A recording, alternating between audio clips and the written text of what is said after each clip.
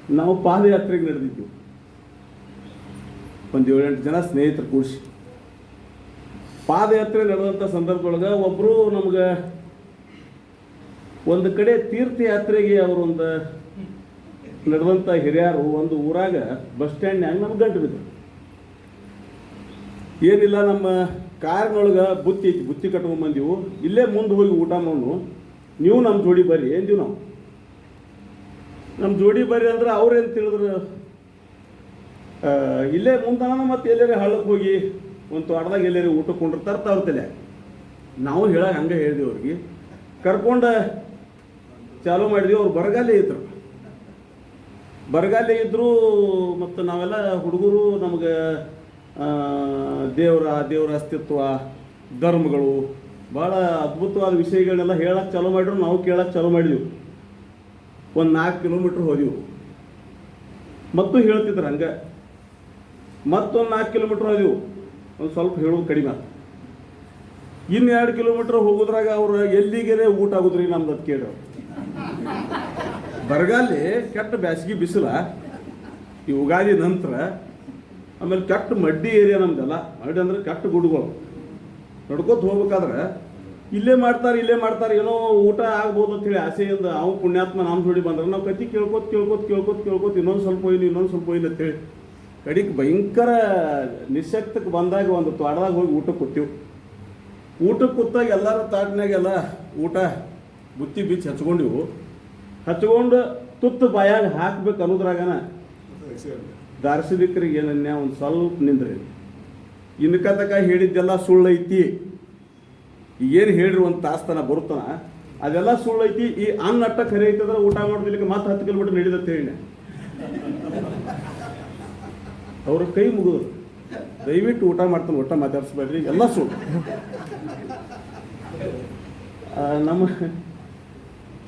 ಒಕ್ಕುಂದ್ sir ಹೇಳ್ರಿ, ಭಾಳ ಅದ್ಭುತ ಘಟನೆ. ಇದ್ರೊಳಗೆ ಸುಮ್ಮನೆ ಕಾರಿನಾಗ ಬರಾಗ ನೋಡ್ತೀನಿ, ಮಿನಿ ಕಥಾ, ಮಿನುಗು, ಮಿಂಚು ಇವೆಲ್ಲ ಇವು ಭಾಳ ಚೀಸ್ ಅದಾವ ಇದ್ರೊಳಗೆ ವಿಷಯಗಳು.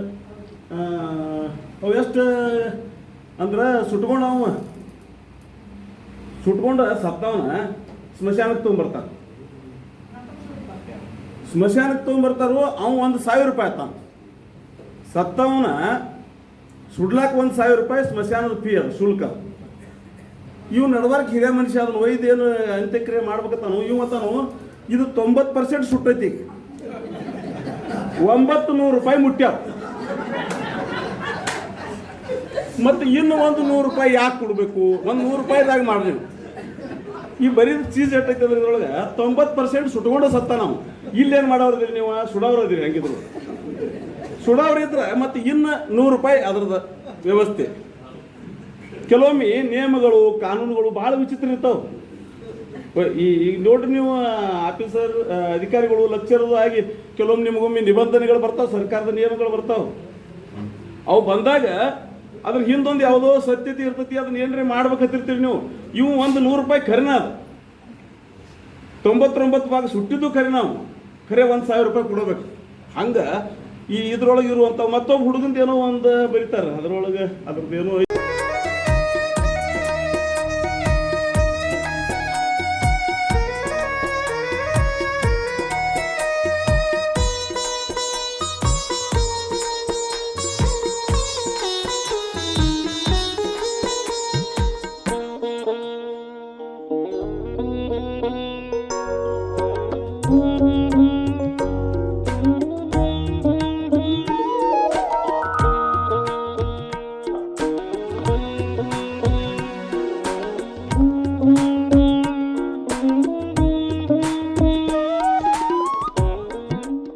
ಗಣ್ಯರೇ ಹಾಗೂ ವೇದಿಕೆ ಎದುರಿಗಿರುವ ಎಲ್ಲರಿಗೂ ನಮಸ್ಕಾರಗಳು.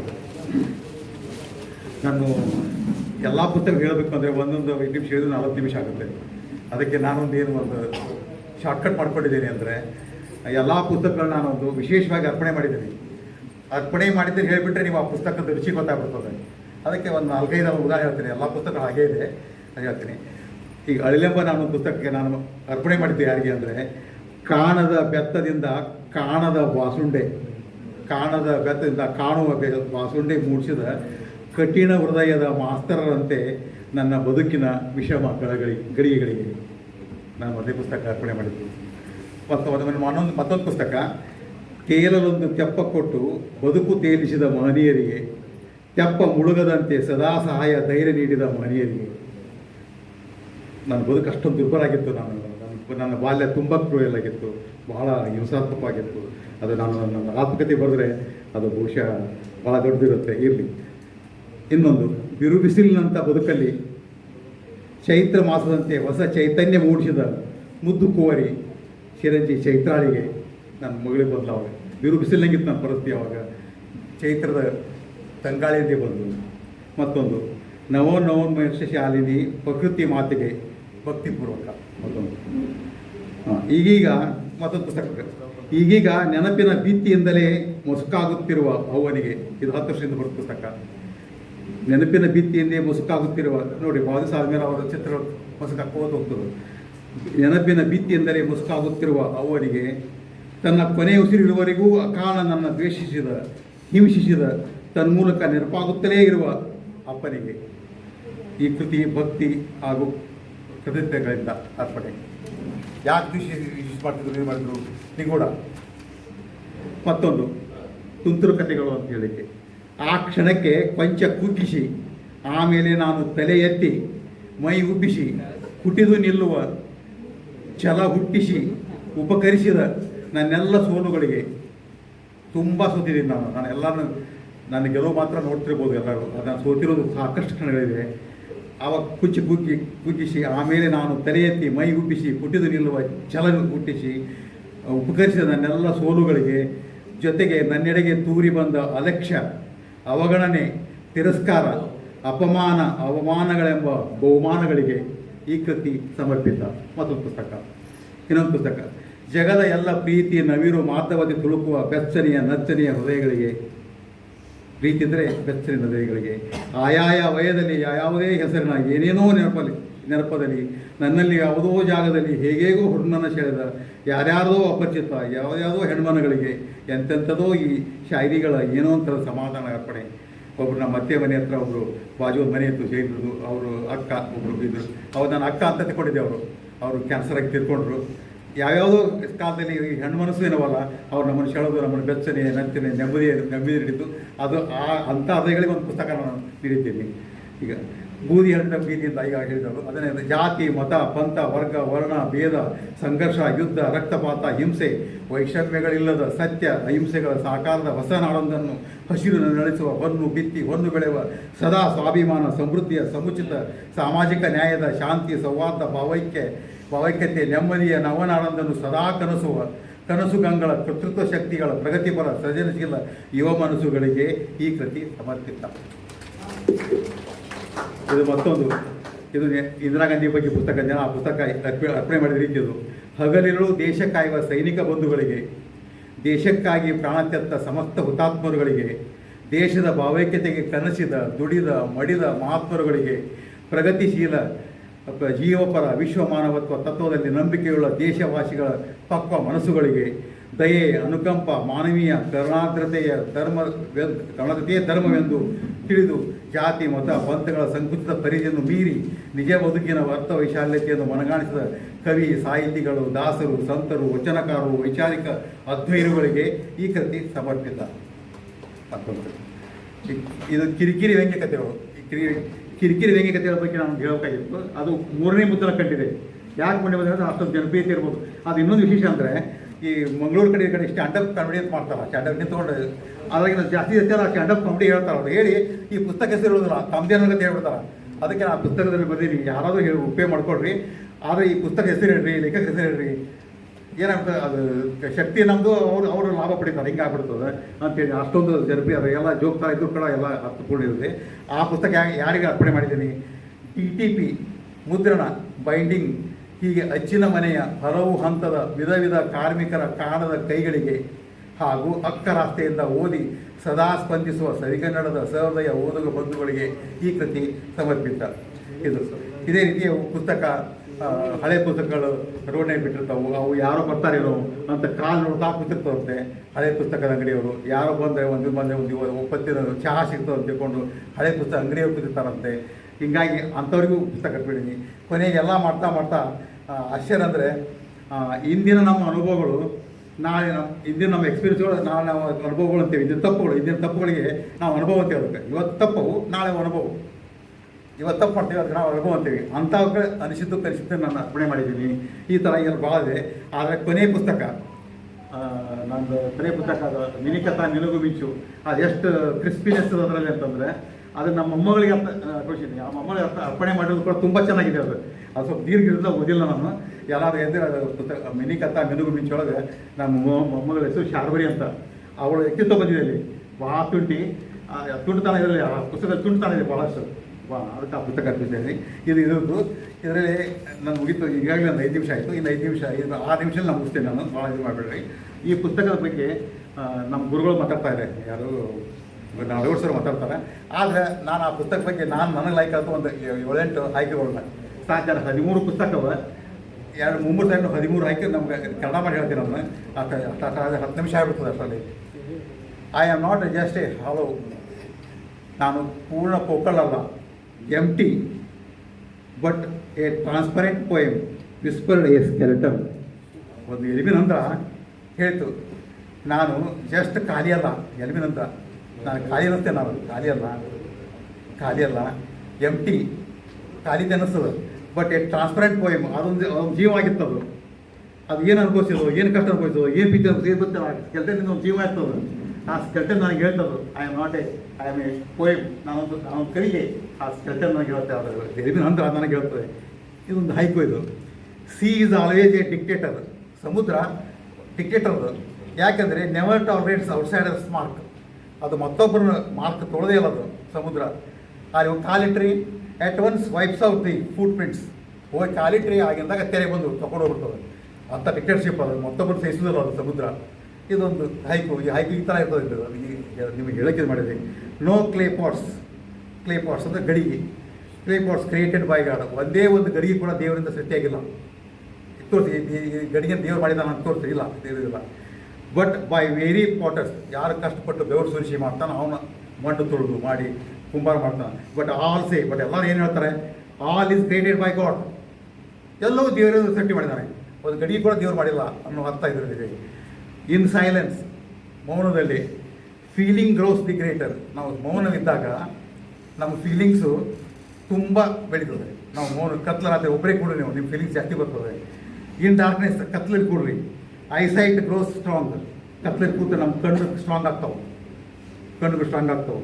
ಇನ್ ಟಾರ್ಮೆಂಟ್, ಭಾಳ ಕಷ್ಟ ಬಂದಾಗ ಸೋಲ್, ನಮ್ಮ ಆತ್ಮ ಗೆಟ್ಸ್ ಸೋಕ್ಡ್ ಟು ಎನೇಬಲ್. ಅದು ತೊಯ್ದಂಗಾಗುತ್ತೆ. ಆತ್ಮ ತೊಯ್ತದೆ, ಅದು ಗಟ್ಟಿ ಆಗ್ತದೆ. ಕಷ್ಟ ತಾಳ್ಕೊಳ್ಳೋಕ್ಕೆ ಇನ್ನೂ ಜಾಸ್ತಿ ಜಿಗಟಾಗ್ತದೆ ಅದು ಸೋಲು, ಆತ್ಮ ಅನ್ನೋದು. My eyes have lost their shine. ನನ್ನ ಕಣ್ಣುಗಳು ತನ್ನ ಕಾಂತಿಯನ್ನು ಕಳ್ಕೊಂಡೋಗ್ಯಾವು. Many a wrinkle lies around my cheeks. ಎಷ್ಟೋ ನೀರುಗಳು ನನ್ನ ಕಪಾಳ ಮೇಲೆ, ಕಪೋಲ ಮೇಲೆ ಬಿದ್ದಿದೆ. ಯಾಕಂದ್ರೆ ನನಗೆ ವಯಸ್ಸಾಗ್ತಾಯಿದೆ. I simply change the calendar. But ನಾವು ಎಷ್ಟು ಜೀವನ ಸರಳ ತಗೋತೀವಿ ಅಂದರೆ ನಮ್ಗೆ ಇಷ್ಟೆಲ್ಲ ಕಣ್ಣಿನ ಕಾಂತಿ ಹೋಗ್ತದೆ, ನೀರಿಗೆ ಬಿಡ್ತಾವೆ, ಉದಯಿಸಾಗ್ತದೆ. ನಾವೇನು ಮಾಡ್ತೀವಿ, ಬರೀ ಕ್ಯಾಲೆಂಡರ್ ಬದಲಿ ಮಾಡಿಬಿಡ್ತೀವಿ ಯಾಂತ್ರಿಕವಾಗಿ. ನಾವು ವಯಸ್ಸಿನ ಪ್ರಾಣಿಗೆ ತೊಗೊಳ್ಳೋದೇ ಇಲ್ಲ. ಅದೊಂದು ಜೀವನದ ಇದು ಹೇಳ್ತದೆ. I dye in life batter. ನಾನು ಈ ಜೀವನ ಎಂಬ ಯುದ್ಧದಲ್ಲಿ ಸತ್ತು ಹೋಗ್ಬೋದು. ನೋ ಬಡಿ ರಿಮೆಂಬರ್ಸ್ ಮೀ. ಇಲ್ಲಿ ಯಾರು ನಾನು ನೆನಪು ಮಾಡೋದಿಲ್ಲ. What I experience in life. ನಾನು ಜೀವನದಲ್ಲಿ ಏನು ಕಷ್ಟಪಟ್ಟೆ, ಏನು ಮಾಡಿದೆ, ಯಾರು ನೆನಪು ಮಾಡೋದಿಲ್ಲ. ನೋ ಬಡಿ ಇನ್ಫರ್ಸ್. ಯಾರು ಅದನ್ನು ತರ್ಕಕ್ಕೆ ಕೊಡೋದಿಲ್ಲ, ಯಾರು ತರ್ಕಕ್ಕೆ ತೀರ್ಮಾನ ಕೊಡೋದಿಲ್ಲ. But whoever reads my experience. ನನ್ನ ಅನುಭವಗಳನ್ನ ಯಾರು ಓದ್ತಾರ, ದೇ ಎಕ್ಸ್ಪೀರಿಯನ್ಸ್ ಡಸ್ ರಿಮೆನ್ಸ್. ಅವರು ನನ್ನ ಸ್ಮರಿಸ್ತಾರ ಅಂತ ನನಗೆ ವಿಶ್ವಾಸ ಇದೆ ಅಂತ. ನಾನು ಎಕ್ಸ್ಪೀರಿಯನ್ಸ್ ಹಾಕಿದ್ದೀನಿ. ನಾನು ಸತ್ತರೆ ಬಿಟ್ಟರೆ ಯಾರು ನೆನೆಸೋದಿಲ್ಲ. ಬಟ್ ನನ್ನ ಎಕ್ಸ್ಪೀರಿಯನ್ಸಸ್ ನಾನು ಬರೋದನ್ನು ನೆನಪಿಟ್ಕೋತಾರ ಅಂತಂದರೆ. No one remains. ಇಲ್ಲಿ 2-3 ಇದೆ. No one remains. ಇಲ್ಲಿ ಯಾರೂ ಇರೋದಿಲ್ಲ, ಕೊನೆಯವರೆಗೆ ಯಾರೂ ಇರೋದಿಲ್ಲ. ಇವತ್ತಿಗೆ ಕರ್ಣ ದಾನಶೂರ ಕರ್ಣ ಅದ. ಅವನ ಆಸ್ತಿ ಏನಾದ್ರು ಇದೆಯಾ? ಇಲ್ಲ. ಅವನ ಆಸ್ತಿ ಇಲ್ಲ. ಈಗ ದುರ್ಯೋಧನ ಆಸ್ತಿ ಇದೆಯಾ? ಇಲ್ಲ. ನಮ್ಮ ಆಸ್ತಿ ಮುಂದೆ ಇನ್ನೊಂದು 1000 ವರ್ಷಕ್ಕೆ ನಮ್ಮ ಆಸ್ತಿನೇ ಇರೋದಿಲ್ಲ. ನಾವು ಯಾರೋ ಎಲ್ಲಿಯೋ.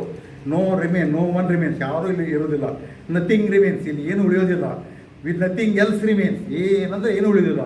V fight. ನಾವು ಫೈಟ್ ಮಾಡ್ತೇವೆ, ಸ್ಟ್ರಗಲ್ ಮಾಡ್ತೇವೆ, ಯುದ್ಧ ಮಾಡ್ತೇವೆ, ಶೆಡ್ಡಿಂಗ್ ಬ್ಲಡ್, ರಕ್ತ ಸುರಿಸ್ತೇವೆ, ಟಿಯರ್ ಕಣ್ಣೀರು ಸುರಿಸ್ತೇವೆ, ಬೆವರು ಸುರಿಸ್ತೇವೆ. ಫಾರ್ ಎ ಫಿಪ್, ಜಸ್ಟ್ ಒಂದು ಬುರುಡೆಗಾಗಿ, ಒಂದು ಖಾಲಿ ಒಂದು ಉದ್ದೇಶಕ್ಕಾಗಿ ಕಷ್ಟಪಡ್ತೀವಿ ನಾವು. ಅದು ಅರ್ಥ ಇಲ್ಲ ಅದಕ್ಕೆ. ಅದಕ್ಕೆ ನನಗೆ ಒಂದು ಕವಿತಾ ಸಂಕಲನ ಹೆಸರು ಅರ್ಥವಿಲ್ಲ ಸ್ವಾರ್ಥವಿಲ್ಲ ಬರಿಯ ಭಾವಗೀತೆ ಬರೀ ಪೀಚ್ ಮಾತ್ರ ಉಳಿಯೋದು ನಮ್ಮ ಹತ್ರ. ಇದಕ್ಕೆ ಜೀವನಕ್ಕೆ ಅರ್ಥ ಇಲ್ಲ. ಅದಕ್ಕೆ ಏನು ಮಾಡೋದು ಯಾರು ನೆನೆಸೋದಿಲ್ಲ. ನಾವು ನೀವು 10 ಲಕ್ಷ ಇಡ್ರಿ 20 ಲಕ್ಷ ಇಡ್ರಿ ಮತ್ತು ಇನ್ನೊಂದು 10 ಲಕ್ಷ ಇಡಬೇಕಾಯ್ತು ನಮ್ಮ ಅಪ್ಪನೇ ಅಂತಾರೆ ಅವರು. ಆದರೆ ಅದಕ್ಕೆ ವಿ ಫೈಟ್ ನೇಮ್, ನಾವು ಅದಕ್ಕೆ ಮಾಡ್ತೀವಿ. We fight for name, fame, throne, ಸಿಂಹಾಸನ ಕೊಡಾಡ್ತೀವಿ, ಕಿರೀಟ ಕೊಡಾಡ್ತೀವಿ, 6 ಬಬಲ್ಸ್, ಇವೆಲ್ಲ ಗುಳ್ಳಿಗಳಿವು. ಎಷ್ಟು ರಾಜರಾಗ್ಯಾರೋ ಯಾರು ನೆನಪಿಟ್ಟೇವಿ, ಯಾವ ರಾಜ ನೆನಪಿಟ್ಟಿಲ್ಲ, ನಾವು ಎಲ್ಲರೂ ಮರ್ತು ಬಿಟ್ಟಿದ್ದೀವಿ. ಆ ಸವದತ್ತಿ ಕೋಟೆ ಕಟ್ಟಿದ ಮಹಾತ್ಮ ಹೆಸರು ಇನ್ನೂ ನೆನಪಿಲ್ಲ ಯಾರಿಗೂ ಸರಿಯಾಗಿ. ಆಗ ಊಹೆ ಮಾಡ್ತಾರೆ, ದೊಡ್ಡ ಕೋಟೆ ಕಟ್ತಾರಲ್ಲ ಅವನ ಹೆಸರಿಗೆ ಗೊತ್ತಿಲ್ಲ. ಆದರೆ ಬಟ್ ಉಳಿತೇನು ಸ್ಟೋನ್ ಕಲ್ಲಿನ ಮೇಲೆ ಕೆತ್ತಿದ್ದು ಉಳಿತದೆ. ಅದು ಎರಡು ದಿವಸ ಉಳಿತದೆ, ಸ್ವಲ್ಪ ದಿವಸ ಉಳಿತದೆ. ಎಪಿಟಾಪ್ಸ್, ಅದು ವರ್ಣಶಾಸ್ತ್ರದ ಮೇಲೆ ಉಳಿತದೆ. ಟಾಮ್ಸ್ ಈಗ ಎಷ್ಟೋ ಮಂದಿ ನೋಡ್ತಾರೆ ಗೋರಿ ಮಾಡಿದ. ಆ ಗೋರಿ ಕೂಡ 1,000 ವರ್ಷ ಗೋರಿ ಇರುವುದಿಲ್ಲ ಅಲ್ಲಿ. ನಾವು ಅನ್ಕೋತೀವಿ ಕಾಯಂ ಇರುವುದಿಲ್ಲ ಅದು. ಅದಕ್ಕೆ ಅವರು ಹಿಂದಿನ ರಾಜರು ದೊಡ್ಡ ತಾಜ್ ಮಹಲ್ ಕೊಟ್ಟೋದು, ಗುಳ್ಳು ಮಾಡಿದವ್ರು ಕಾಯಿ ಗುಳ್ಳಿ ಅಂತ ಗೊತ್ತಾವ್ರಿ, ಅದು ಉಳಿದಿಲ್ಲ ಅಂತ. ಇದು ಎಲ್ಲ ನಾಶ ಹೋಗ್ತದೆ ಅಂತ. ಆಯಿತು, ನಾನು 13 ಪುಸ್ತಕಗಳಿಗೆ 13 ಆಯ್ಕೆಗಳನ್ನ ಸಾಂಕೇತಿಕವಾಗಿ ಹೇಳಿ ನನ್ನ ಭಾಷಣ ಮುಗಿದ 4 ಇದೆ ಅಷ್ಟೇ. Earth gets its price for what it gives us. ಈ ಭೂಮಿ ಏನೇ ಕೊಟ್ಟರು ಅದರ ಬೆಲೆ ತಗೋತದೆ, ಸುಮ್ಮನೆ ಕೊಡೋದಿರೋದು. ಈ ಭೂಮಿ ನಮ್ಗೆ ಏನೇ ಕೊಡಲಿ ಅದ್ರ ಬೆಲೆ ತೆರಬೇಕು ನಾವು. ಹೆವನ್ ಅಲೋನ್, ಓನ್ಲಿ ಸ್ವರ್ಗ ಮಾತ್ರ that does not give anything to anybody. ಈ ಸ್ವರ್ಗ ಬರೀ ನಮ್ಮನ್ನು ಕಸ್ಕೊಂಡು ಹೋಗ್ಬಿಡ್ತದೆ, ಹೊಳ್ಳಿ ಏನೂ ಕೊಡೋದಿಲ್ಲ. ಯಾವುದು ಸ್ವರ್ಗ, ಸಾವು ನಮ್ಗೆ ಏನೂ ಕೊಡೋದಿಲ್ಲ, ಸುಮ್ಮನೆ ಖಾಲಿ ಮಾಡಿಬಿಡ್ತೇವೆ ನಾವು ಜಾಗ. ಅದು but takes everything from everybody. ಆದರೆ ಸಾವು ಅನ್ನೋದು ಎಲ್ಲರಿಂದ ಎಲ್ಲನೂ ಕಸ್ಕೊಂಡು ಹೋಗ್ಬಿಡ್ತದೆ. ಓ ಗಾಡ್, ಉದ್ಗಾರವಾಚಕ ಅದು. ಅದು ಎಂಥ ಹತಾಶವಾದ ಜೀವನ, ಎಂಥ ಭಯಂಕರವಾದ ಜೀವನ ಅನ್ನೋದು ಹೇಳೋದು ರೀತಿ. ಅದು ಇವು ಹೈಕು ಇಂಗ್ಲೀಷಲ್ಲಿದೆ, ಇದು ಎಲ್ಲ ಇಂಗ್ಲೀಷ್ನಲ್ಲಿದೆ. ಅದರಲ್ಲಿ 300 ಇದೆ ಅದರಲ್ಲಿ. ದೇರ್ ವೇರ್ 3 ಗ್ರೀನ್ ಲೀವ್ಸ್, ಅಲ್ಲಿ 3 ಹಸಿರು ಎಲೆಗಳಿದ್ದವು. 1 to fall, ಒಂದು ಬೀಳಲಿಕ್ಕತ್ತಿತ್ತು, ಒಂದು ಹಸಿರು ಎಲೆ ಬೀಳ್ತಾ ಇತ್ತು, ಫಾಲ್ ಡೌನ್. ಎನದರ್ ರೈಪನ್ಸ್, ಇನ್ನೊಂದು ಅಲ್ಲಿ ಹಣ್ಣಾಗಿಬಿಟ್ಟಿತ್ತು, ಇನ್ನೊಂದು ಸ್ವಲ್ಪ ಉದುರು ಹೋಗ್ಬಿಟ್ಟಿತ್ತು. ಏನು ಪ್ಲಕ್ಡ್ ಲಾಸ್ಟ್ ಇನ್ನೊಂದು ಇತ್ತಲ್ಲ, ಅದು ಚೆನ್ನಾಗಿತ್ತು. ಅದು ಪ್ಲಕ್ಡ್ lost in the beak of the bird. ಒಂದು ಹಕ್ಕಿ ನನಗೆ ಚುಂತ ಕತ್ಕೊಂಡು. ಇದು ಜೀವನ ನಿರರ್ಥಕತೆ ಹೇಳ್ತಿದ್ದು, ಈ ಬದುಕಿನ ನಿರರ್ಥಕತೆ ಹೇಳ್ತದೆ. ಒಂದು ಹಣ್ಣಾಗಿದೆ, ಒಂದು ಉದುರೋಗಿದೆ, ಇನ್ನೊಂದು ಹಕ್ಕಿ ತುಂಚಲಿದೆ ಅಂದರೆ ನಮ್ಮ ಬದುಕಿಗೆ ಅರ್ಥ ಇಲ್ಲ, ನಿರರ್ಥಕವಾಗಿ ಪಡಾಡ್ತೇವೆ ನಾವು ಅನ್ನೋದು ಅರ್ಥ ತೋರಿಸ್ತಿದ್ದು. We step by step slowly leave this timeless heaven. ನಮ್ಗೆ ಗೊತ್ತಿಲ್ಲ, ಇವತ್ತಿಗಿಂತ ನಾಳೆ ಇನ್ನೂ ಹತ್ತಾಗಿರ್ತೇವೆ. ಅದಕ್ಕೆ ಸಾವಿಗೆ ನಾವು ಹುಟ್ಟುಪಾಚಿಸ್ಕೊತೀವಿ. ಹುಟ್ಟುಪಾಚಿಸೋ ಅರ್ಥ ಇಲ್ಲ, ಯಾಕಂದ್ರೆ ನಾವು ಸಾವಿಗೆ ಹತ್ರ ಆಗ್ತೇವೆ 1 ವರ್ಷ ಅಂದರೆ. ಅದಕ್ಕೆ ವಿ ಸ್ಟೆಪ್ ಬೈ ಸ್ಟೆಪ್, ಅಡಿಗಡಿಗೆ step by step slowly leave this timeless heaven. ಈ ಹೇವನ್ ಬಿಟ್ಟು ಹೋಗ್ತೇವೆ ನಾವು. ಎಷ್ಟು ಚೆನ್ನಾಗಿದೆ ಇದು, ಎಷ್ಟು ಚೆನ್ನಾಗಿ ಸುಂದರ ಬೆಟ್ಟ, ಸುಂದರ ಗಿಡ, ಜಲಪಾತ, ಇದು ಬಿಟ್ಟು ಹೋಗ್ತೇವೆ ನಾವು. ಸ್ಟೆಪ್ ಬೈ ಸ್ಟೆಪ್ ನಾವು ವಿ ಆರ್ ಲಿವಿಂಗ್, ಇದು ಬಿಡ್ತಾ ಇದ್ದೀವಿ. Our souls will stay like bread. ಇದು ಹಳೆಯ ಬ್ರೆಡ್ ಅಂತೆ ನಮ್ಮದು ಆತ್ಮ ಹಳಿಸಿ ಹೋಗ್ತಿದೆ. I fear time catches us. ನನಗೆ ಇವತ್ತಿಗೆ ಹೆದರಿಕೆ ಆಗ್ತದೆ. ಅಂದರೆ ಈ ಟೈಮು, ಈ ಸಮಯ ಅಂದ್ರೆ ಯಾವಾಗ ನಮ್ಮನ್ನು ಕ್ಯಾಚ್ ಮಾಡ್ತದೆ, ಯಾವಾಗ ನಾವು ಹೋಯ್ತದೆ ಅನ್ನೋದು ಯಾರಿಗೂ ಪ್ರತಿಯೊಬ್ಬರಿಗೂ ಗೊತ್ತಿಲ್ಲ. ಐರನ್ ಕ್ಲಚ್, ಅದನ್ನು ಐರನ್ ಕ್ಲಚ್, ಕಬ್ಬಿಣದ ಕೈ ಅದರು ವಿತ್ ಶಾರ್ಟೆಡ್ ಬ್ರೀತ್. ಆವಾಗ ನಮ್ಗೆ ಬ್ರೀತು, ನಮ್ಮ ಉಸಿರಾಟ ಶಾರ್ಟ್ ಆಗ್ತದೆ, ನಿಂತ್ಕೊಳ್ತದೆ. ಅದು ಡೆತ್. ಅದಕ್ಕೆ ಮೈ ನಮ್ಮನ್ನು ಕಸ್ಕೊಂಡು ಐರನ್ ಫ್ಲಿಸ್ಟ್ ಕೊಟ್ಟು ತೊಗೊಂಡು ಹೋಗ್ತದೆ. I fly in the sky always. ನಾನು ಸುಮ್ಮನೆ ಕೂತಾಗ ನನಗೇನಿಸ್ತದೆ, I fly in the sky always. ನಾನು ಸ್ಕೈ ಮೇಲೆ ಹಾರಾಡ್ತದೆ ಏನಿಸ್ತದೆ ನನಗೆ. ಅದು ಕಲ್ಪನೆ. ವಿತ್ ದಿ ವಿಸ್ಪರಿಂಗ್ ಕ್ಲೌಡ್ಸ್, ಹಂಗೆ ಹರಡ್ದಾಗ ಏನಿಸ್ತದೆ, ಆ ಕ್ಲೌಡ್ಸ್ ನನಗೇನೋ ಹೇಳ್ತಾ ಇದೆ. ಕ್ಲೌಡ್ ನೋಡ್ರಿ ಅನಿಸ್ತದೆ, ಮೇಕೆಡ್ ಕ್ಲೌಡ್ಸ್ ಸಕಾಟು ಬೆಳೆಯುತ್ತೆ. ಅದು ಏನೋ ಹೇಳ್ತದೆ ಅನಿಸ್ತದೆ. ನಮ್ಮ ಒಬ್ಬರೇ ಕೂತಾಗ ನೋಡ್ರಿ ನೀವು. ನನಗೆ ಅನಿಸ್ತದೆ ಏನು ಹೇಳ್ತದೆ ಇದು. I could not recite their place. ಅದು ನಾನು ನಿಮ್ಮ ಮುಂದೀಗ ಅವ್ರು ಏನು ಹೇಳಿದ್ರು ನಾನು ನಿಮ್ಮದು ಹೇಳಾರೆ. ಅದು ಏನು ಹೇಳಿದ್ರು ಗೊತ್ತಾಗಬೇಕು, ಆ ಪುಸ್ತಕ ಓದಬೇಕು ಅಂತ ಅರ್ಥ. ಇನ್ ಎ ಸಿಟಿ, ಒಂದು ಸಿಟಿಯಲ್ಲಿ ಮಿಲಿಯನ್ ಲ್ಯಾಂಪ್ಸ್ ಬ್ಲೈಂಡ್ ಮೈ ಐಸ್. ಒಂದು ಒಳ್ಳೆ ಸಿಟಿ ಒಳಗೆ ಮಿಲಿಯನ್ ಲೈಟ್ಗಳು ನನ್ನ ಕಣ್ಣನ್ನು ಕುರುಡು ಮಾಡ್ತಾವೆ, ಫ್ಲ್ಯಾಶ್ ಮಾಡ್ತಾವೆ. ಬಟ್ ಮಿಲಿಯನ್ ಸ್ಟಾರ್ಸ್ ಚಿಕ್ಕಿಗಳು ಬಿಲಿಯನ್ ಗಟ್ಟಲೆ ಎವರ್ ದಿ ಸ್ಕೈ, ಅವು ಎಂದೂ ನಮ್ಮನ್ನು ಕುರುಡು ಮಾಡೋದಿಲ್ಲ. ಅದು ನೇಚರ್. ಅದು what a miracle. Even night I liberally lighted. Even night ಕೂಡ ಆ ಸ್ಟಾರ್ಗಳಿಂದ ಒಂದು ಒಳ್ಳೆಯ ಇದಾಗಿತ್ತು ಅಂತ, ಸಮೃದ್ಧಿ ಆಗಿತ್ತು ಅಂತ. ಎವ್ರಿಥಿಂಗ್ ಇಸ್ ಕೊನೆಯದಿದು. ಇದು ಭಾಳ ಮುಖ್ಯ. ಇದು ನನಗೆ ಭಾಳ ಸೇರಿದ್ದು ಸರ್. ಮುಂದೆ ಇದನ್ನು ಹೇಳಿದೆ ನಾನು. ಇದನ್ನು ಹೇಳಿದ್ದೆ ಸರಿ ಮನೆಗೆ ಬಂದಾಗಿದ್ದಾನೆ. ಇದನ್ನು ಹೇಳ್ತೀನಿ ಮುಂದೆ. ಇದೇನಂದರೆ ಸಾವು ಬರುವ ಸಮಯ. ಇದಕ್ಕೆ ಕೇಳಬೇಕು ಅಂದರೆ ಇದಕ್ಕೆ ಹೆಡ್ಡಿಂಗ್ ಇರೋದಿಲ್ಲ, ಅದು ನಾನು ಹೆಡ್ಡಿಂಗ್ ಕೊಡ್ತೀನಿ. ಸಾವು ಬರುವ ಸಮಯ ಹೆಂಗಿರ್ತದೆ. Everything keeps still.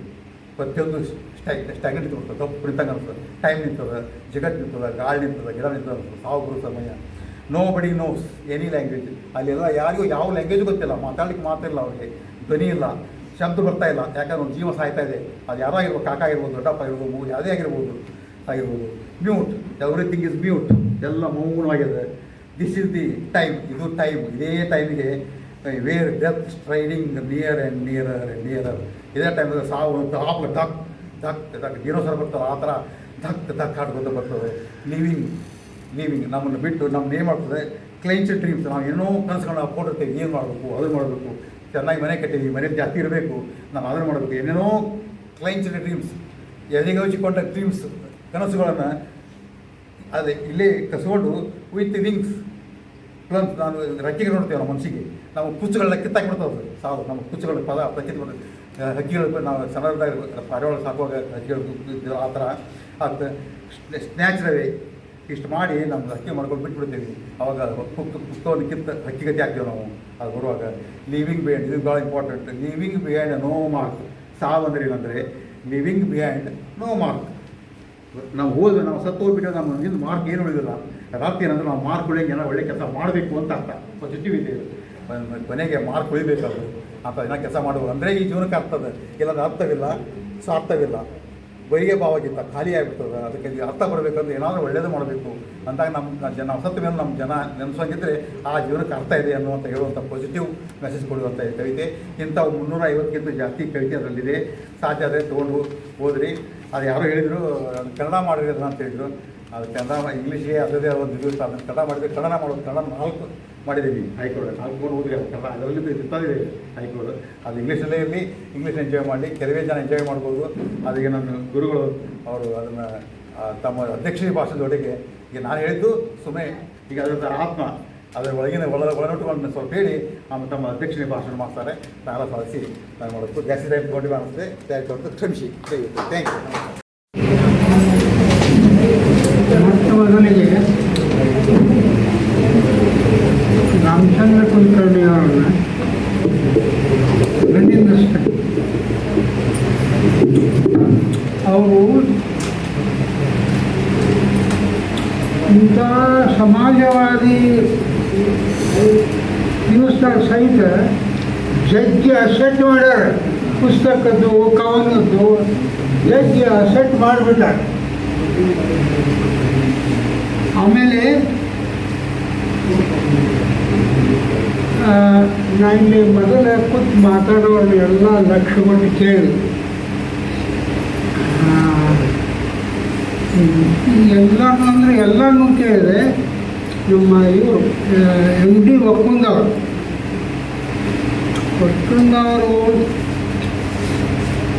ಕ್ಷಮಿಸ್ರಿ, ಪುಸ್ತಕದ ನ್ಯಾಯ ಮಾಡಿ ತಮಗೆ ಏನು ಹೇಳಬೇಕು ಅದನ್ನ ಹೇಳಿ. ಅದು ನನ್ನ ಅನಿಸಿಕೆ. ಆದಮೇಲೆ ಇನ್ನೊಂದು ನನಗೇನು ಅಡಚಣೆ ಮಾಡ್ತೀವಿ ಅಂತಂದ್ರೆ, ಮಾರಾಯ ಅಡಚಣೆಯಿಂದ ಸಿಕ್ಕಲೆ ಹೊಂಟು ಇಲ್ಲಿಗೆ ಬಂದು ನಾ ಮಾತಾಡಿದ್ದು ನೀವು ಕೇಳಬಾರ್ದು, ಹಂಗೆ ಅಷ್ಟು ನಗಿಸಿಬಿಟ್ಟು ಹೊರಬಳಿಯವರು ಈ ಆಕಳ್ಳಿಯವರು ಏನು ಓದಿದ್ರು ಅದು ಓದಿದ್ದು ಸಹಿತ ಪದ್ಯದಂಗಿತ್ತು. ನಾ ಕರೆ ಗದ್ಯ ಕೇಳ್ತಾರೆ ಅನಿಸಲ್ಲ, ಪದ್ಯ ಇನ್ನು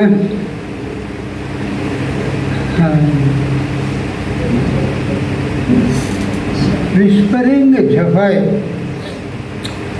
ಇದು ರಾಮಚಂದ್ರ ಕುಲಕರ್ಣಿಯವರು ಇಂಗ್ಲೀಷ್ ಕವನಗಳ ಸಂಕಲ. ಇವು ಬರೀ ಕವನಗಳಲ್ಲ, ಇವು ಹೈಕು. ಹೈಕು ಅನ್ನೋದಕ್ಕೆ ಡಿಕ್ಷನರಿಯಾಗ ಏನು ಅರ್ಥ ಅದ ಅಂದ್ರೆ, a small tiny poem without rhyme and no title. ಯಾವುದಕ್ಕೂ ಟೈಟಲ್ ಇರೋಂಗಿಲ್ಲ. ಆ ಟೈಟಲ್ ಇಲ್ಲದೇ ಇದ್ದಿದ್ದರಿಂದ ಒಂದ ಪೋಯಮ್ಮ ಓದಿದರೆ ನಮಗೇನು ಇದಾಗಂಗಿಲ್ಲ. ಒಂದಕ್ಕಿಂತ ಹೆಚ್ಚು ಪೋಯಮ್ ಆಗಬೇಕು ಸಾಧ್ಯ ಎಲ್ಲ ಓದು. ಅವರ ಈ ವಿಸ್ಪರಿಂಗ್ ಜಫೈರ್ ಅಂದರೆ ತಣ್ಣಗೆ ಬೀಸುವಂತಹ ಸುಳಿಗಾಳಿ, ತಣ್ಣಗೆ ಬೀಸುವಂತಹ ಸುಳಿಗಾಳಿ ಅದಕ್ಕೆ ಜಫೈರ್ ಅಂತಾರೆ. ವಿಸ್ಪರಿಂಗ್ ಅಂದರೆ ಸಾವಕಾಶ ನಿಮ್ಗಿಯಾಗಷ್ಟೇ ಹೇಳೋದು. ಹೀಗಾಗಿ ಈ ವಿಸ್ಪರಿಂಗ್ ಜಫೈರ್ ಏನದ ಇದನ್ನು ಓದಬೇಕು, ಕೇಳಿ ಬರೋಲ್ಲ. ನೀವು ಈಗ ಕೇಳಿರಿ, ಕೆಲವು ರಾಮಚಂದ್ರ ಕುಲಕರ್ಣಿ ಪ್ರಸ್ತುತಪಡಿಸಿದ್ರು. ಆದರೆ ಕೇಳೋದಕ್ಕಿಂತ ಓದೋದು ಭಾಳ. ಆಮೇಲೆ ಇದರೊಳಗೆ ಇನ್ನೊಂದು ಭಾಳ ಮಾತಂದ್ರೆ ಜೀವನದ ಬಗ್ಗೆ ನಿರಾಶೆ ಇರಬಾರ್ದು. ಜೀವನದ ಬಗ್ಗೆ ನಿರಾಶೆ ಇರಬಾರ್ದು. ಭಾಳ ಮಂದಿ ಏನು ಹೇಳ್ತಾರೆ, ಏನಿದೆ ಜೀವನ, ಕಡಿಕೆ ಅಲ್ಟಿಮೇಟ್ಲಿ ಸಾಗಿ ಹೋಗ್ತೇವಂತ. ಅಂಥವ್ರ ಸಲುವಾಗಿ ರಾಮಚಂದ್ರ ಕುಲಕರ್ಣಿ ಅವರು ಇದರ ಫ್ರಂಟ್ ಪೇಜ್ ಮೇಲೆ ಲಾಂಗ್ ಪೆನ್ನನ್ನು 2 ಸಾಲು ಪ್ರಿಂಟ್ ಮಾಡೋಣ. ಅವ್ರ ಸಾಲು ಹೆಂಗವಂದ್ರೆ ಕೇಳ್ರಿ ಲಕ್ಷ ಒಟ್ಟು ಲೈಫ್ ಈಸ್ ರಿಯಲ್.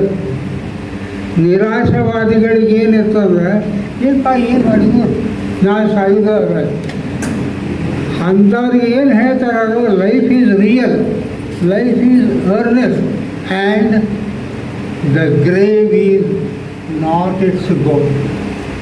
ನಾವು ಬದುಕಿದಾಗ ಸಾವಿನ ಬಗ್ಗೆ ಯಾಕೆ ವಿಚಾರ ಮಾಡೋದು? ಬದುಕಿದಾಗ ಸಾವಿನ ಬಗ್ಗೆ ವಿಚಾರ ಮಾಡುವುದು ಈ ಬದುಕು. ಮಾಮಂದು ಹೇಳ್ತಾರೆ ಸುಳ್ಳು ಯಾರೋ ದಾಸರು ಹೇಳ್ತಾರೆ ನೀರು ಮೇಲಿನ ಗುಳ್ಳಿ ಅಂತ. ನೀರು ಬರೋದಿಲ್ಲ, ನೀರು ಮೇಲಿನ ಗುಳ್ಳಿ ಅಂತ ಅಲ್ಲ ಇದು. ಯಾಕೆ ಸಾವಿನ ಬಗ್ಗೆ ವಿಚಾರ ಮಾಡ್ತೀವಿ? ಸಾವು ನಮ್ಮ ಗುರಿ ಅಲ್ಲ. Life is real, life is earnest and the grave is not its goal. ಇಲ್ಲ ಪ್ರಶ್ನೆ ಏನು ಬರ್ತು ಅಂದ್ರೆ ರಾಮಚಂದ್ರ ಕುಲಕರ್ಣಿ ಅವರು ಸ್ವಲ್ಪ ಹೇಳಿದರು. ನಾನು ಇನ್ನೂ ಸ್ವಲ್ಪ ವಿವರಗಳನ್ನು ಕೊಟ್ಟು ಹೇಳಿದೆ.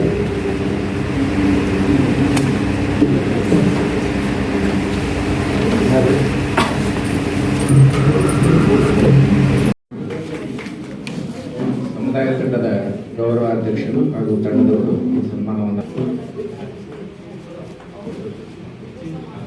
ತಂಡದವರು ಕೂಡ ಸನ್ಮಾನವನ್ನು ಮಾಡ್ತಾ ಇದ್ದಾರೆ. ದಯವಿಟ್ಟು ಸ್ವೀಕರಿಸಬೇಕು ಅಂತ ಹೇಳಿ ಕೇಳ್ಕೊಳ್ತೀವಿ.